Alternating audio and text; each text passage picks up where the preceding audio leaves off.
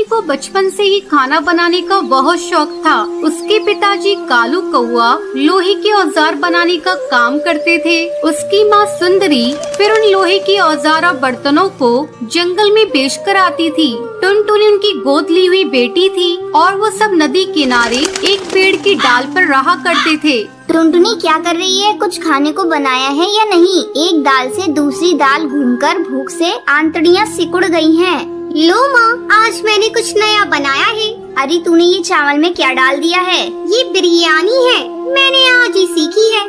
अरे टुनटुनी बिटिया, जितना तू खाने पर ध्यान देती है कुछ काम पर भी दिया कर। अरे जब देखो कुछ ना कुछ खाने को ही बनाती रहती है। 1-2 साल बाद तेरा ब्याह भी करना है, कुछ घर के काम भी सीख ले। ओहो, शर्मा गई। अच्छा चल जा बाहर भट्टी गर्म कर, लोहा पीटना है। सुंदरी, हमारी बेटी बहुत ही गुणवत्ती है, हमेशा कुछ न कुछ बनाने की कोशिश करती रहती है। लेकिन हम लोग इतने रईस नहीं हैं, रोज इतना अच्छा अच्छा बनाकर खाएंगे तो कहाँ से आएगा? चिंता क्यों करते हो जी?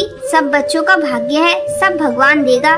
देख, मेरे बस की बात होती तो उसे 10वीं कराकर घर में नहीं बैठाता और आगे पढ़ाता।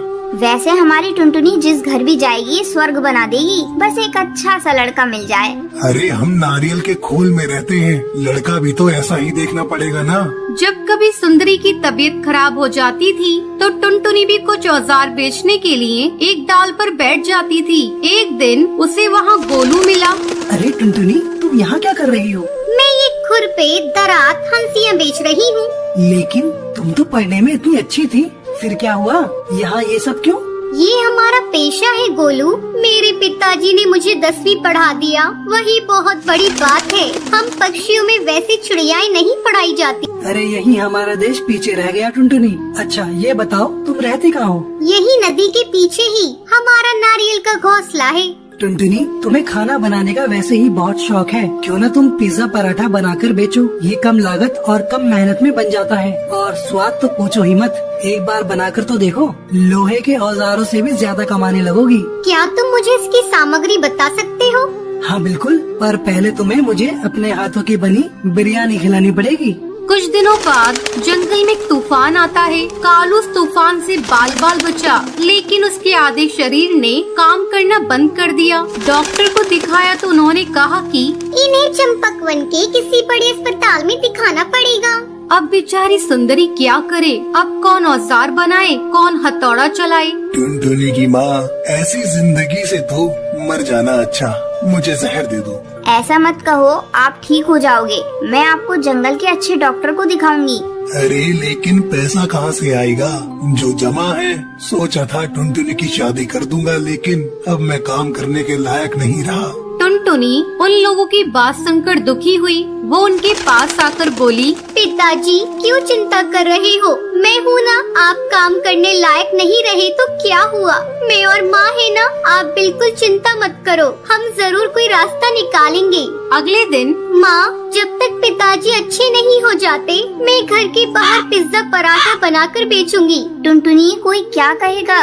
माँ, जब मैं औजार बेचती हूँ तब क्या कोई कुछ कहता है? ठीक है तो भट्टी पर ही बना लिया कर। अगले दिन पिताजी देखो, आज मैंने पिज्जा बनाया है। माँ और आप दोनों खाकर बताओ कैसा बना है। पता नहीं टुनटुनी, तू भी क्या नई नई चीजें बनाती रहती है। खाकर तो देखो। अरे वाह, ये तो बहुत बढ़िया लग रहा है। बेटी, ऐसा कुछ तो कभी नहीं खाया। पिताजी, अब मैं पिज्जा पराठा बनाकर बेचूंगी। लेकिन ये सब तेरे दिमाग में आया कहाँ से? माँ, मुझे ये सलाह गोलू ने दी। ये गोलू कौन है बेटा? माँ, गोलू स्कूल में मेरे साथ पढ़ता था। अब टुनटुनी लोहे की औजार की जगह पिज्जा पराठा बनाने लगी।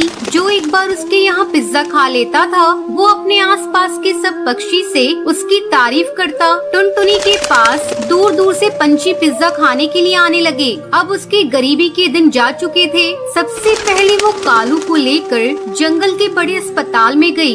ये बिल्कुल ठीक हो जाएंगे, लेकिन दवाइयाँ महंगी होंगी। कोई बात नहीं सर, बस मेरे पिताजी ठीक हो जाए, आप दवाइयाँ लिख दीजिए। माँ, इस पिज्जा ने तो हमारी जिंदगी ही बदल दी।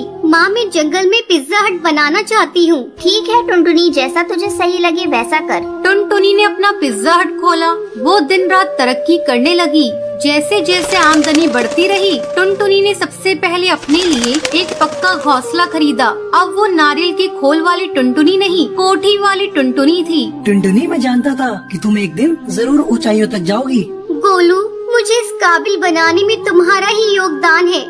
बेटा तुम जुग जुग जियो। बेटा ये तो बहुत खुशी की बात है कि तुम उसके मार्गदर्शक हो। तुम उसे हमेशा खुश रखोगे। उन दोनों की शादी हो गई और फिर वो दोनों मिलकर पिज्जा का